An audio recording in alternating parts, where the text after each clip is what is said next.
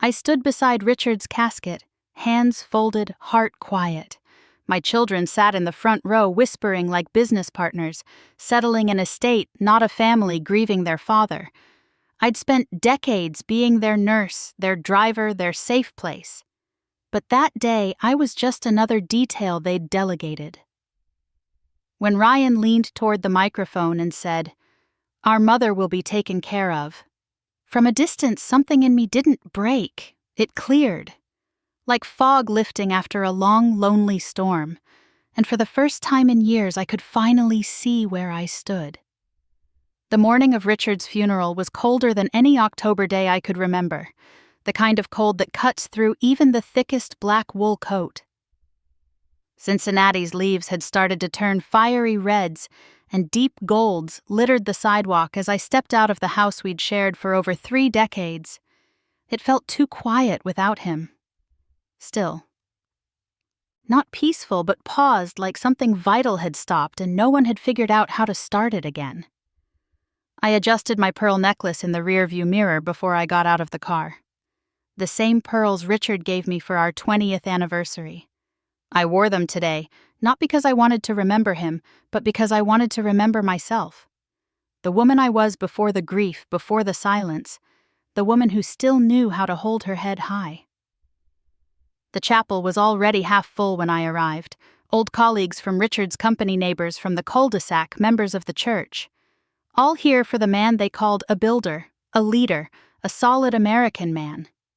No one mentioned the quiet evenings he spent folding laundry, or how he always remembered the date of my nursing license renewal. I walked alone to the front pew. My heels clicked softly against the tiled floor, a subtle defiance. I sat down, folded my gloved hands in my lap, and waited.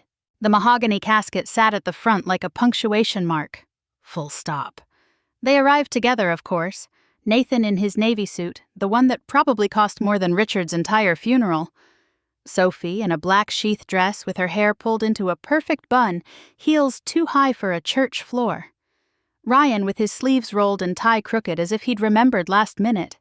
And Chloe wore beige, not black, and held Nathan's arm like a wife even though the wedding hadn't happened yet. I didn't move when they entered. Nathan nodded at me, his expression unreadable, then leaned down and kissed my cheek, the scent of his cologne sharp and calculated. "We need to talk after the service," he whispered, "about some practical matters." I nodded. Not because I agreed, but because grief gives you permission to ignore everything for a while. The service began. The hymns were familiar, the prayers practiced. I didn't hear most of it.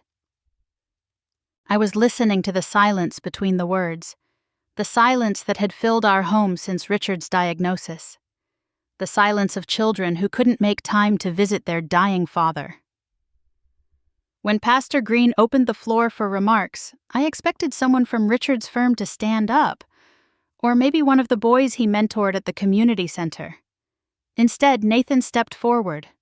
Sophie followed, clutching her notes, and Ryan trailed behind. Nathan stood at the podium like he'd done this before, like he was giving a quarterly report. Sophie stood just behind his right shoulder, and Chloe took a seat in the second pew with perfect posture. "Thank you all for being here today," Nathan began, his voice steady, polished. "Our father believed in family and legacy and leaving things better than he found them. He worked hard so that everything he built would last beyond him. We're here not just to honor him, but to take responsibility for the legacy he left behind." I stared at the back of his head, trying to find my son, somewhere in that suit. Sophie stepped forward, then, voice cool and firm. "Our father made his wishes clear. The company, the properties, the investments, all will stay in the family, managed by those who understood his vision." I blinked. Ryan glanced toward me before speaking. "Our mother will be taken care of." From a distance. The phrase rang out like a gunshot in a quiet room. I didn't flinch, not even when the eyes of the congregation turned toward me. Some with pity, some with awkward sympathy, a few with nothing but quiet judgment. I felt Chloe's gaze burn from behind me. felt Sophie shift her weight, heard Ryan swallow. I folded my hands tighter. The pearls dug into my throat. Still, I didn't move. Across the room, James Ellison was watching me, the man who had helped Richard and me spend months rewriting every page of our estate plan. His expression didn't change, but he lifted the thick envelope slightly in his hand. A silent reminder. They thought they'd handled it, all of it. The funeral, the message, the mother. And so I smiled, not big, not bitter, just enough to remind myself who I was, who I still am. Then I turned back to the casket and waited for the service to end. The last hymn faded, and the chapel emptied in hushed tones and awkward glances. I let them leave first, all of them. Chloe's heels clacked against the tile like punctuation marks, sharp and smug. Nathan didn't look back. Sophie offered a brief nod as if we were business partners concluding a deal. Ryan hesitated but said nothing. I stayed seated until the only sounds left were the creak of wood and the faint buzz of fluorescent lights. Back home, the house swallowed me the moment I stepped inside. The stillness wasn't peaceful. It was hollow, like something had been scooped out and never replaced. I hung my coat by the door and walked down the hallway, passing the family portraits lining the wall. Smiling children, forced Christmas poses, graduation gowns. I paused at one photo of the 5 of us at the Grand Canyon. Ryan had braces. Nathan had that awkward teenage mop of hair. Sophie held my hand. Richard stood behind us, arms crossed, eyes on the horizon. I reached our bedroom and stood at the doorway. His scent still lingered. That faint mix of cedar and old paper. The bed was neatly made the right side, untouched for weeks. I crossed the room and knelt in front of the closet. Behind the winter coats and an old pair of hiking boots was the safe. The keypad blinked once as I entered the code. It opened with a soft click. Inside were 2 folders, one labeled House, the other labeled Eleanor's Security, written in Richard's sharp, controlled handwriting. I took the second one and sat on the edge of the bed, fingers resting on the worn manila cover. I didn't open it right away. Instead, I thought of the early days, when the kids were still small and we lived in that rented 2-bedroom off Vine Street. I worked night shifts at St. Jude's ICU. Sometimes 12 hours straight, no breaks, no meals. I'd come home at sunrise, feet aching, heart heavy, only to wake up 2 hours later to pack lunches and help with homework. Richard, even then, was already building something bigger. He was gone before the kids were awake and home long after they slept. He'd crawl into bed with grease on his hands and ideas pouring from his mouth. I'd nod half asleep, pretending to understand the specs and margins and patents he rambled about. There was never enough money. Not for vacations, not for branded cereal. But there was always enough for field trips, school supplies, and the cheap cake with too much frosting. Sophie liked on her birthday. I made it enough. Because that's what mothers did. We bent, we held, we filled the cracks so no one else had to. When Richard's company finally took off, he changed. Not in the ways that matter most, but in the ways you start to notice over time. He became cautious, protective, quiet about his plans. The night he brought home the legal papers for a post-nuptial agreement, he didn't even sit down to explain. Just placed them on the kitchen table and said it was for both our protection. I signed them without a fight. I was too tired to argue and too proud to ask what it meant. Years later, I learned to read legal language. Not fluently, but enough to know what words like revocable survivorship and trustee really meant. When Richard was diagnosed with pancreatic cancer, I quit my part-time clinic job. Not because he asked, but because I knew no one else would remember which meds made him nauseous, or which days he could keep solid food down. I sat with him through every scan, every radiation session, every whispered conversation with specialists who already knew how the story would end. One afternoon, 3 months before he died, he handed me a pen and a notebook. "Write down what you want," he said, looking at me like he hadn't in years. "Not what the kids want. Not what you think is polite. What you want. For after."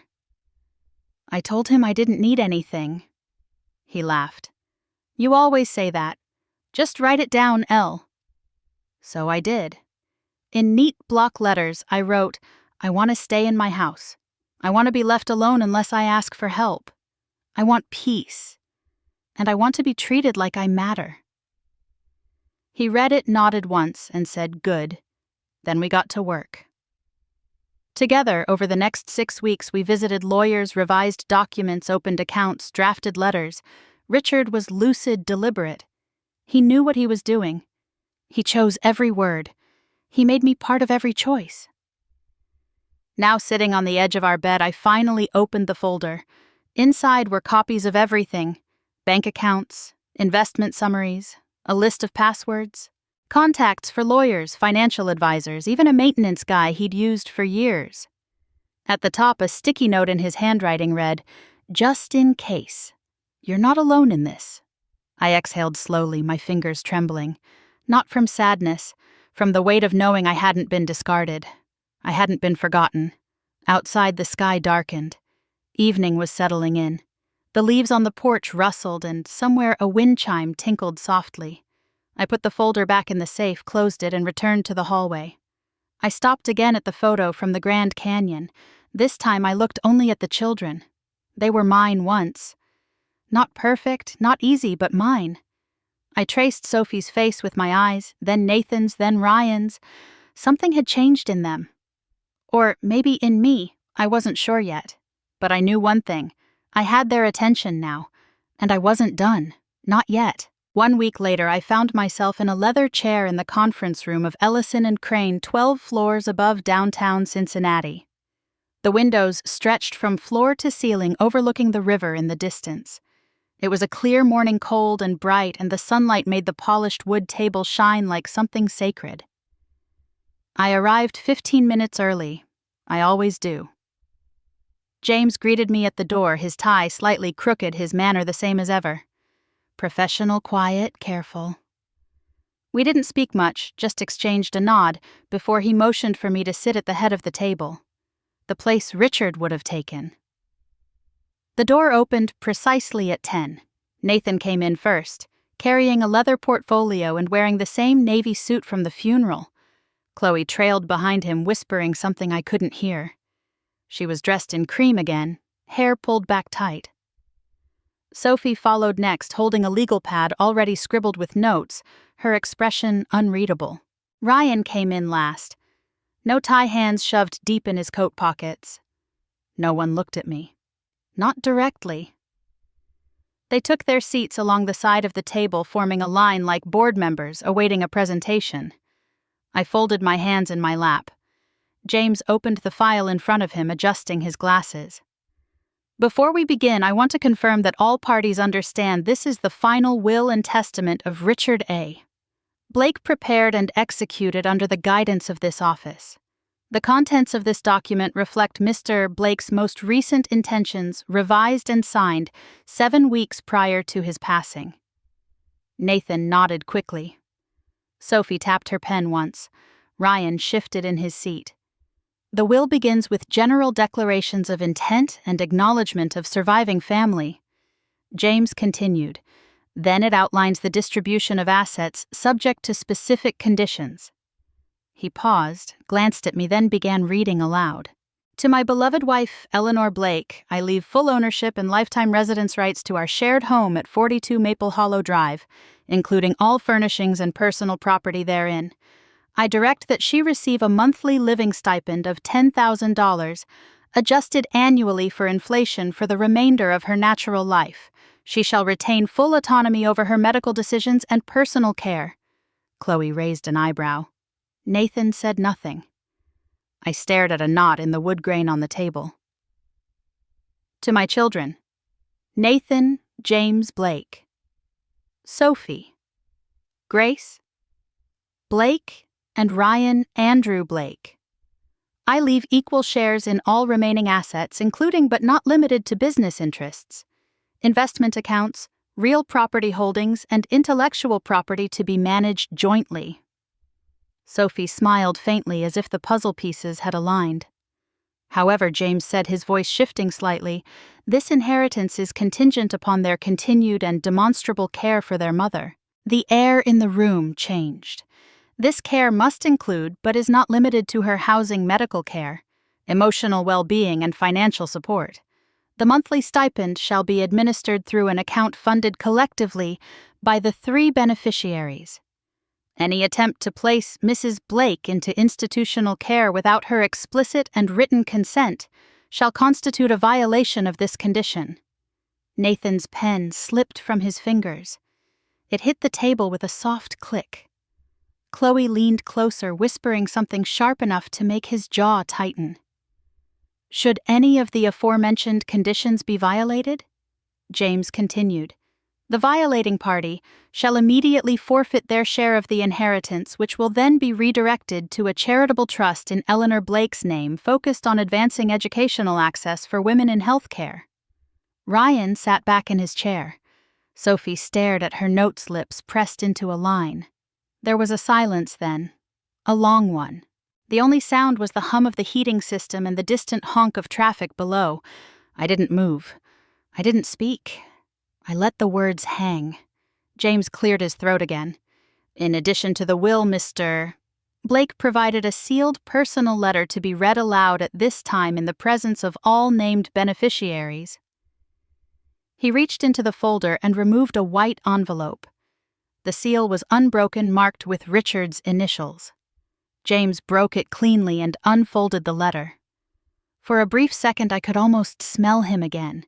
Cedarwood and pencil shavings, the way his letters always smelled after hours of him hunched over his desk. James glanced around the table once, then began to read. To my children, if you are hearing this, then I am gone, and the choices have already been made. You are now learning the terms of what I leave behind. I hope you are surprised. I hope you are uncomfortable. I hope one day you understand. The letter went quiet for a moment. So did the room. I watched Nathan swallow hard, his hands clenched tightly in his lap. Chloe stared straight ahead. James looked up briefly, then continued reading. This was not written in anger. It was written in clarity. Your mother is not your obligation. She is not an inconvenience. She is not a problem to be solved. She is the reason any of you have the lives you do, and she deserves better than distance. The words settled like dust. No one moved. I closed my eyes for just a moment, not to cry, but to listen. I wanted to remember what it felt like to hear Richard say it, even if it came from someone else's mouth. There was more to the letter. I could tell by the thickness of the pages still folded in James's hands, but this was enough for now. This was the beginning. The real beginning. James turned the page with care, the paper crinkling softly as he continued. Your mother and I wrote this together. Not the letter, but the plan. Every clause, every condition, every signature was discussed at our dining room table over cups of chamomile tea and evening silence. We anticipated your objections. We knew the questions you'd ask. That's why we left nothing to interpretation. Nathan's jaw tensed. Sophie glanced at her legal pad, suddenly rigid, and began flipping back through the earlier notes. Ryan stayed still, arms crossed, eyes fixed on the middle of the table. Richard's words carried weight even from beyond. Not dramatic, just exact, just like him. I want you to remember who raised you, the letter said.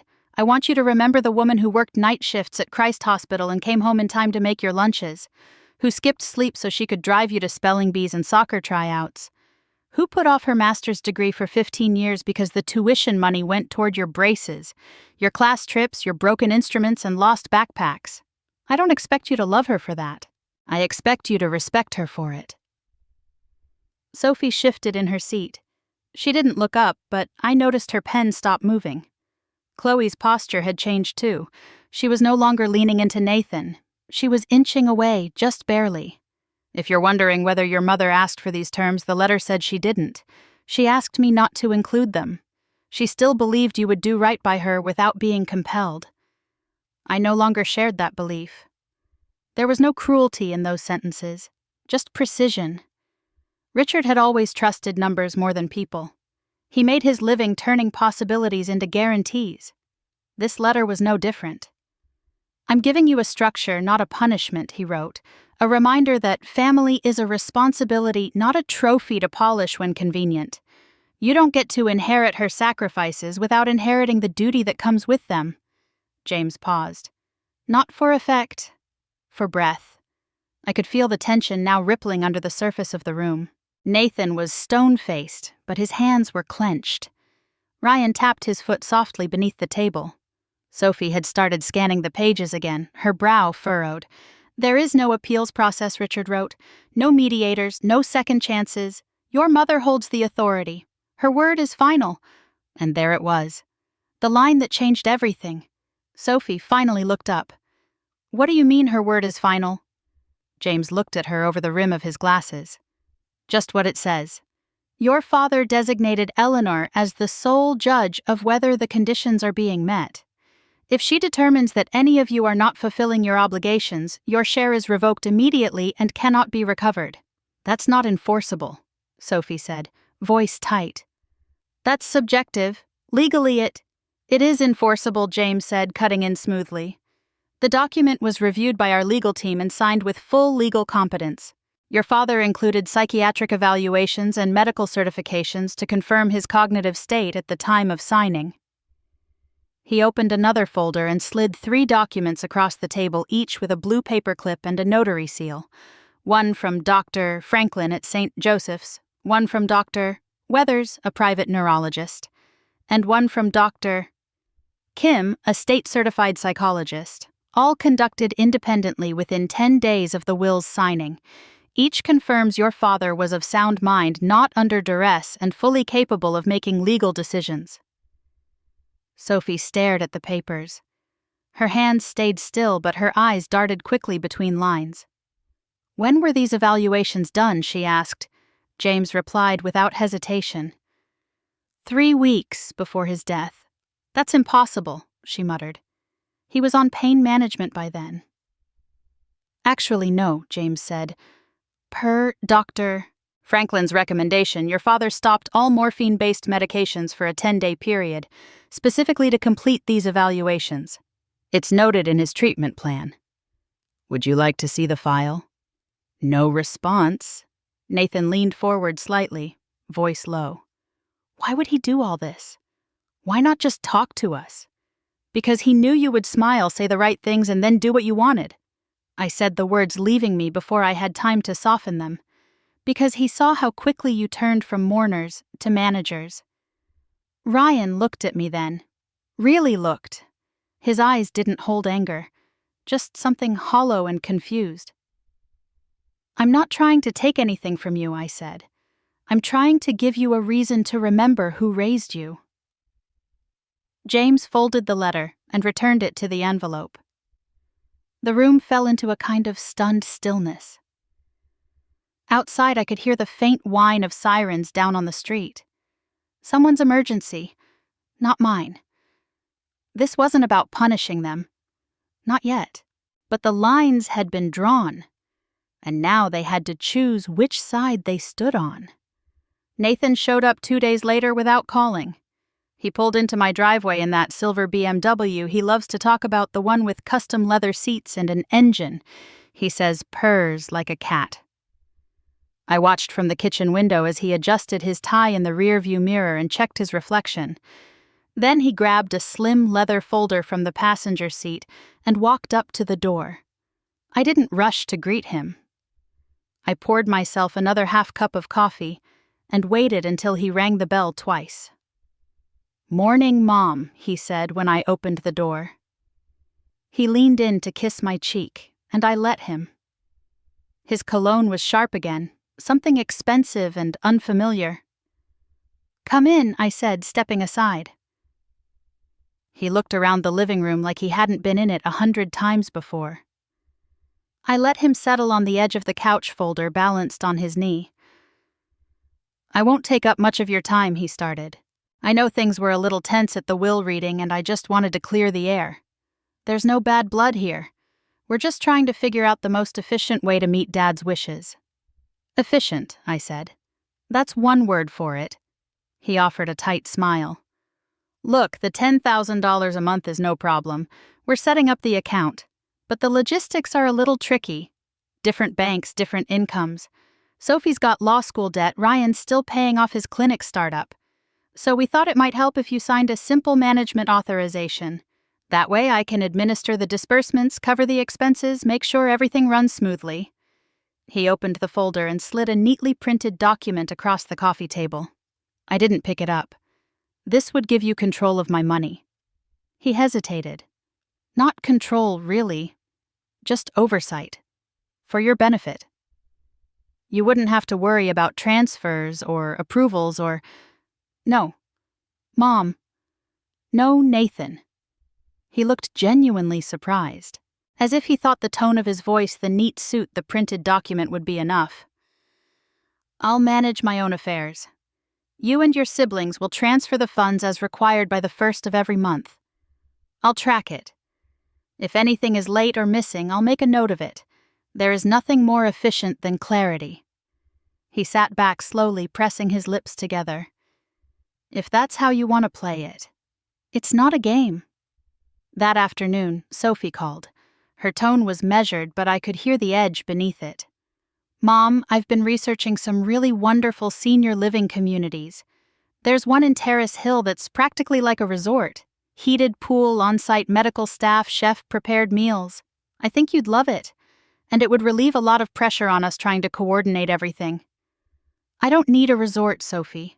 I need my house. And I need my children to remember that they were raised by a woman who made things work with far less. This isn't personal, It's proactive. No, I said. It's dismissive. You want to delegate me. She went quiet, then mumbled something about running late for a deposition and hung up. Ryan showed up the next morning holding a box of groceries and looking uncomfortable. Hey, Mom, just thought I'd drop these off. Eggs, milk, some soup you like. I didn't want you driving out in the cold. I let him in. He placed the bag on the counter, then lingered. You okay? I'm fine. He scratched the back of his neck. So, Nathan and Sophie have been talking. They think maybe we should hire someone. Like a caregiver. Just for the basics. So we're not scrambling to juggle schedules. I leaned against the counter. Do you remember how many times I drove you to piano lessons, soccer practice, debate tournaments? He gave me a small nod. I didn't hire someone else to raise you. I expect at least the courtesy of your presence twice a month. From each of you. He didn't argue. Just nodded again slower this time and said he'd let the others know. 2 days later, Chloe came with Nathan. She looked bored from the moment she stepped inside. Sat on the arm of the couch like it offended her to be there. So, Eleanor, she said, smiling too widely, Nathan tells me you're not quite ready to move forward with the transition. The transition, I repeated. She waved a manicured hand. You know, the shift into assisted care. The logical next step. Most women your age actually find it freeing, less responsibility, more social interaction. Space to rest, to reflect. I set my teacup down. Nathan sat very still. And I suppose the added bonus is that it speeds up your wedding timeline. No aging mother-in-law to accommodate no splitting weekends between houses. Her smile faded slightly. That's not what I meant, but it's what you thought. She looked at Nathan, expecting him to jump in. He didn't. I turned to her. If you're in such a hurry to get married, Chloe, you're welcome to marry someone else. Nathan blinked, caught between standing and sinking into the floor. Chloe's mouth opened then shut. I excused myself and walked into the kitchen. I didn't need to hear their whispered conversation behind me. I already knew what it sounded like. The line between them and me had just grown a little deeper, and I didn't mind. The call came just before lunch. I didn't recognize the number, but I answered anyway. Old habit? Hi, is this Eleanor Blake? A young voice asked, too cheerful for a stranger. Speaking. My name is Travis Bell. I'm a staff writer with the Cincinnati Herald. I'm working on a piece about elder financial abuse and contested wills, and your family's situation came across my desk. I was hoping you might comment before we publish next week. I said nothing. My hand tightened around the receiver. It's a complicated story. He continued, clearly uncomfortable with the silence. But we've reviewed some filings and spoken with a few sources who describe the conditions of your late husband's will as unusually aggressive. There's concern that the terms may be less about honoring his wishes and more about coercion. He let that word hang. I walked to the kitchen counter, pressed the speaker button, and quietly started the recording app on my phone. "Who are your sources?" I asked, keeping my voice flat. He cleared his throat. "We can't name them yet, but one described you as controlling. Said you pushed for a structure that would punish your children financially unless they complied with your personal expectations. Another referred to it as emotional blackmail. The language was too precise. Legal but personal. Sophie's fingerprints all over it." "Are you saying my children have given you this information?" "I didn't say that." "No, you didn't. But you said enough." He hesitated. "If you'd like to share your side, I'd be happy to include it." "No, thank you," I said. "But please make sure you spell my name correctly." I ended the call. That afternoon, I called Ryan, asked him to come help me with the basement. No explanation, just that I needed someone to move a few things. He showed up 30 minutes later in jeans and a sweatshirt, smelling faintly of antiseptic and tired animals.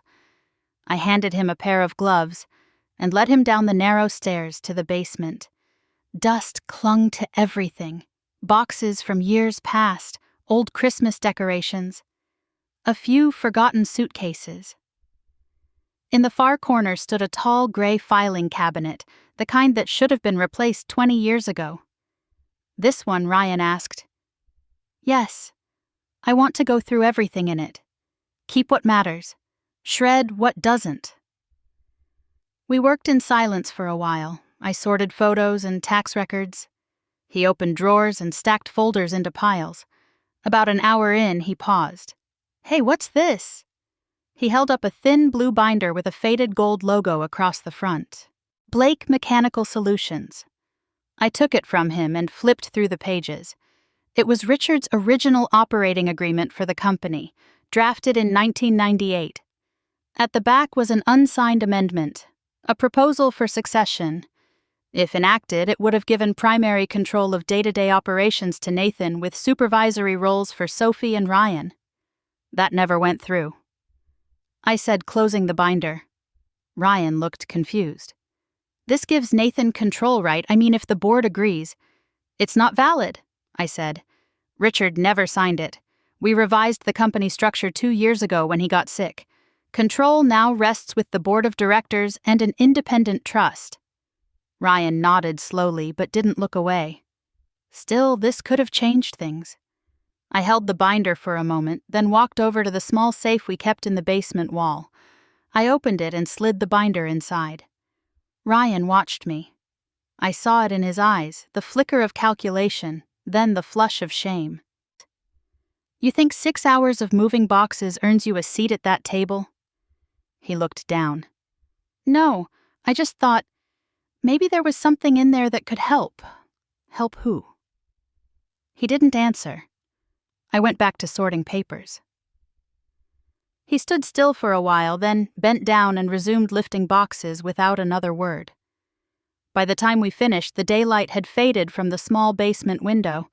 I offered him coffee and he declined. Said he had a client waiting. A shepherd mix with arthritis. He left with the same tired slump he arrived with. After he was gone, I went back to the safe and took another look at the binder. Richard had tucked a sticky note inside. It was faded, written in his blocky script. "Old plan, not worth keeping. But just in case, I left it where it was. Sometimes it's not the paper that holds power. It's knowing who is willing to go looking for it." 2 days later, Margaret came over with a bundt cake and a stack of old newspapers she thought I might want for the garden beds. She still drove the same beige sedan she had since her husband passed. The kind of woman who remembered birthdays and kept coupons in a labeled accordion file. She sat on my porch swing like she had every other week for the last 15 years. "How are the wolves?" she asked, passing me a mug of coffee. "Circling," I said. She chuckled, but it faded quick. "You look tired, Elle." I shrugged. Tired is better than blind. We sipped quietly for a while, listening to the wind push leaves down the driveway. "Do you remember Kathy?" she asked after a moment. "My oldest. The one who moved to Denver." "Of course. She put me in a home, 2 years ago. Said it was for my safety. Sold my house before I even had time to clear out the attic. Moved me into some senior complex in Aurora where no one knew me. Then didn't come back. 3 years, Elle. Not one visit. She sends cards, calls sometimes. But when I see her name on the caller ID, I feel nothing. Not joy, not hate. Just blank." I put my hand on hers. Warm, dry fingers thinner than I remembered. She looked at me with watery eyes. "Don't let them tell you what safety looks like." "I won't." That evening, the wolves started to bite each other. It began with an email forwarded to me by accident. Sophie meant to send it to Nathan but hit reply all. In it, she accused him of dragging his feet on the monthly payment schedule and questioned whether Chloe should have any role in decisions related to my care. She used the word obstructionist. She spelled it wrong. Nathan responded with a terse message about financial strain and Ryan's refusal to cover his third. He CC'd everyone, including Ryan. Within an hour, my phone rang. "I can't do this," Mom Ryan said. "I can't afford $10,000 divided by 3. I can barely make rent. I didn't sign up for this kind of pressure. If you want to cut me out, go ahead. I'd rather keep my head above water than drown trying to prove something." "You're not proving anything to me," I said. "You're proving it to yourself." "That's exactly the problem," he muttered. "I know what I'm worth. And it's not this kind of debt." The line went dead. The next morning, Nathan showed up again, this time alone. No folder, no Chloe. He looked angry, the kind of tight anger that doesn't explode but simmers. "Ryan wants out," he said, standing in the doorway like a debt collector. "So I've heard. He doesn't get to walk away and leave the rest of us holding the bill. He does if he forfeits his share. That's not how we were raised. I raised you, Nathan. Not the will, not the money, me. And I remember exactly how it was." He shook his head. "I'm not letting him walk away. I'll sue him for breach of agreement if I have to." I stepped aside and let him in. He didn't sit. "You're not suing your brother," I said. "That's not about honoring Dad. That's about control. You think I'm trying to control this. I don't think... I know." He stared at me for a moment, then left without another word. That night I sat at the dining room table sorting through a box of Richard's papers when the doorbell rang. A courier. Young. Nervous. He handed me an envelope and asked for a signature. I signed shut the door and slit the seal open with a butter knife. Inside was a notice of hearing. Probate Court, Hamilton County. Filed by Sophie Grace Blake. Petition to contest the validity of will on the grounds of diminished capacity of the decedent. I read it twice. Then I folded the paper and placed it under the coffee mug Margaret had used. I stared at it a while longer. 3 children. 1 will. 1,000 ways to destroy what they claimed they were protecting. And now they were willing to fight in court for the right to forget me entirely. I stood up and walked to the window. The porch light cast a pale circle on the walkway. The oak tree rustled gently above. They wanted a war. I would let them have it. The morning of the hearing was wet and gray. Rain tapped softly against the windshield as James drove us into downtown Cincinnati. I had offered to drive myself, but he insisted, said clients facing legal warfare shouldn't arrive alone. We parked in the underground lot beneath the courthouse. James straightened his tie and handed me a thin manila folder. "You won't need to say much today," he said. "But when the judge asks, speak clearly. And speak like you mean it. I always do." The courtroom was smaller than I expected. No jury. Just rows of empty benches, a raised bench for the judge, and 2 tables facing forward. Sophie sat on the left, dressed in navy and tapping furiously on her tablet. Nathan sat beside her, arms crossed, staring at the floor. Ryan wasn't there. I took my seat on the opposite side beside James. He gave me a nod. Sophie didn't look at me. Chloe arrived last. She slipped into the back row in a beige coat, hair perfectly curled, phone already in her hand. Judge Carol Green entered 5 minutes later. She was older than I expected, with steel gray hair pulled into a low bun and glasses perched halfway down her nose. She didn't smile. "We're here on the matter of contesting the last will and testament of Richard A. Blake filed October 26th of last year. She began voice brisk and clipped. Petition brought by Sophie Grace Blake, citing concern over the decedent's mental capacity at the time of signing. James stood. Your Honor, if I may begin by submitting medical documentation verifying the mental clarity and legal competence of Mr. Blake during the preparation and execution of his will." He walked forward, handed 3 documents to the clerk, and returned to his seat. Sophie stood next, smoothing the front of her blouse. "Your Honor, while we acknowledge the existence of medical evaluations, we believe that the timeline of my father's illness raises reasonable doubt. At the time of the will's signing, he had been undergoing aggressive treatment and was taking heavy medication. We believe his ability to understand the long-term consequences of such restrictive terms was impaired." Judge Green adjusted her glasses.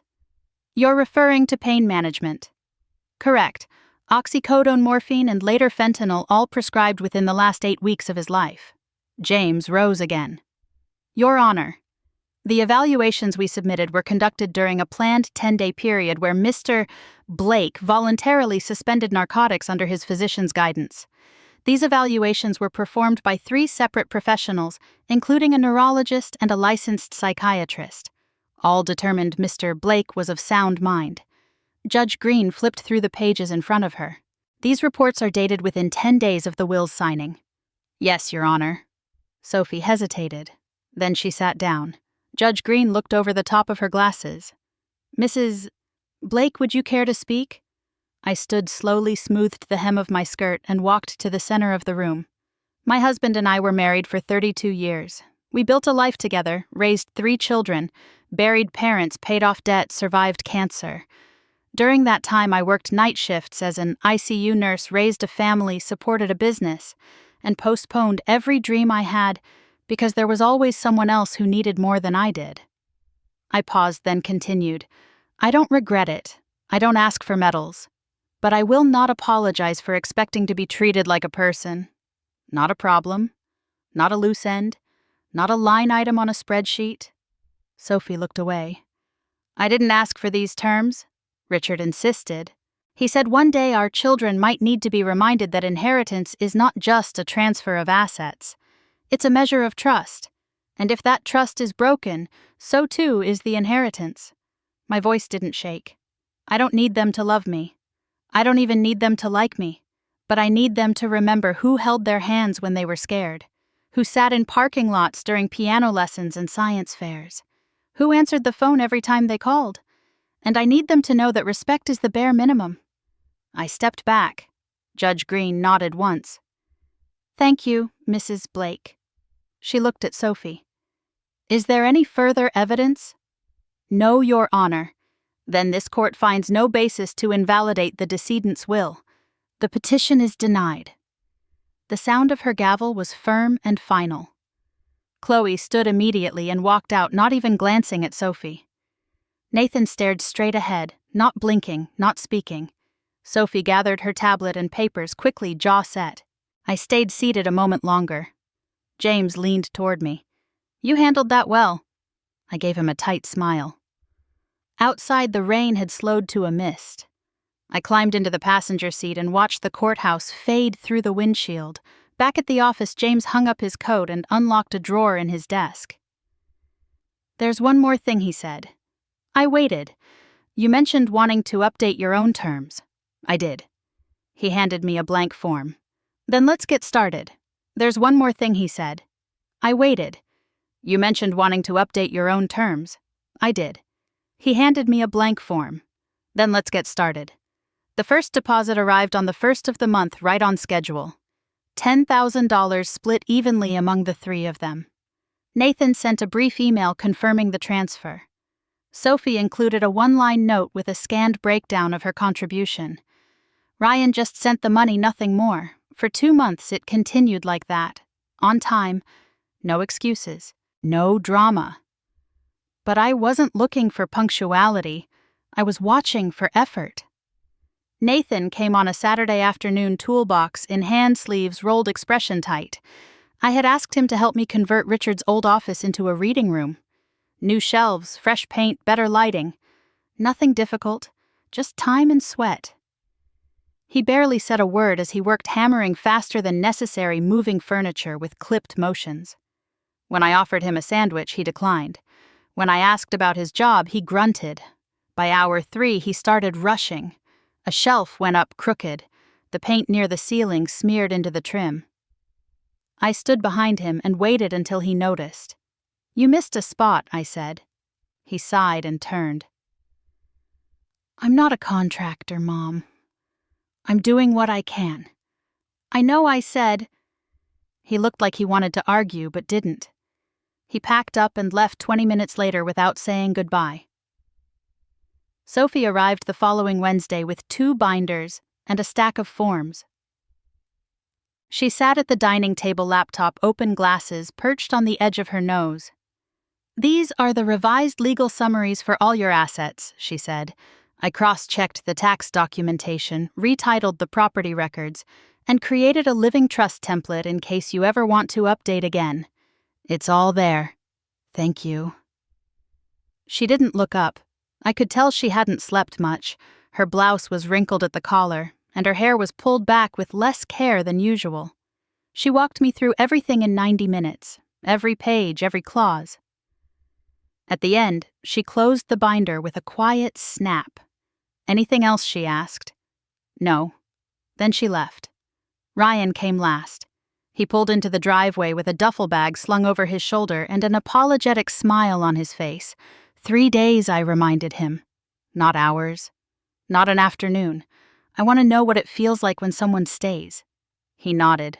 "I know, man."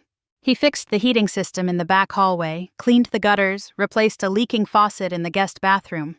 He cooked every meal, insisted on washing the dishes, and asked if I wanted tea before bed. The second night, we sat on the back porch under a sky scattered with stars. A soft breeze moved through the trees, and the mug in my hands was warm and familiar. He shifted in his chair, then spoke. "I was awful, Mom. At the funeral, before it, all of it. I didn't show up when Dad got sick. I avoided the hard parts. I thought if I just sent money and showed up with groceries it counted. But it didn't." I let the silence stretch a little longer. "I don't know how to fix it," he said. I didn't say anything, just reached out and placed my hand gently on his shoulder. That was enough. After he left, I waited until the house was still again. I walked into the bedroom and opened the safe. Behind the folders and the insurance papers tucked into the back was a smaller envelope. Thicker, cream-colored, sealed with Richard's old stamp, the one he used before email replaced intention. I sat down at my desk and ran my fingers over the edge. Inside was the document James didn't know about, the second appendix, drafted, quietly reviewed privately, never filed. It gave me the discretion to revise the structure of the trust after 1 year of monitoring.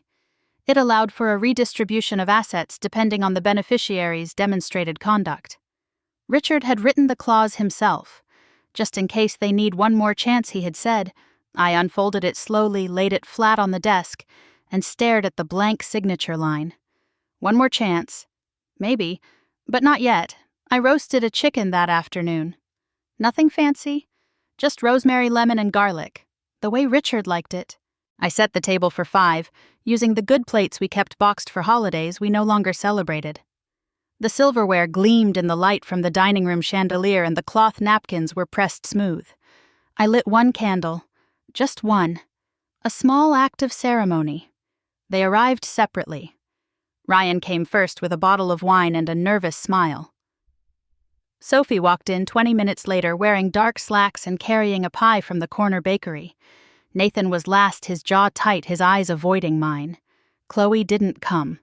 No one mentioned her. Dinner was polite, stiff in the way families become when too much has gone unsaid for too long. We talked about the whether Ryan's practice a zoning issue Sophie was working on. Nathan barely spoke, just cut his chicken into pieces too small to chew properly. I didn't ask questions. I didn't accuse or rehash the past. I just served the meal, poured the water past the bread. When the plates were cleared, I stood and went to the sideboard. I returned with 3 envelopes, cream-colored and unsealed, and placed one in front of each of them. They stared at them like they might contain poison. "What is this?" Sophie asked. I sat back down. "It's an amendment to the trust. One your father and I drafted together but never filed. I reviewed it last week and decided it was time." Ryan opened his first. His hands trembled slightly. "It states that if the 3 of you continue to fulfill your responsibilities as outlined in the original will for 2 full years, without lapse, delay, or dispute, the remaining estate will be divided equally among you." Sophie looked up sharply. "And if we don't? Then everything goes to the Eleanor Blake Foundation, a scholarship fund for women over 40 returning to school to become nurses." Nathan hadn't touched his envelope. His eyes stayed fixed on the tablecloth. "So we're still being tested?" "No," I said. "You're being reminded." "Of what?" "That money doesn't make you a family. And inheritance isn't a right. It's a reflection." Sophie's shoulders sagged. She folded the paper slowly, then placed it back into the envelope. Her eyes were wet, but she didn't speak.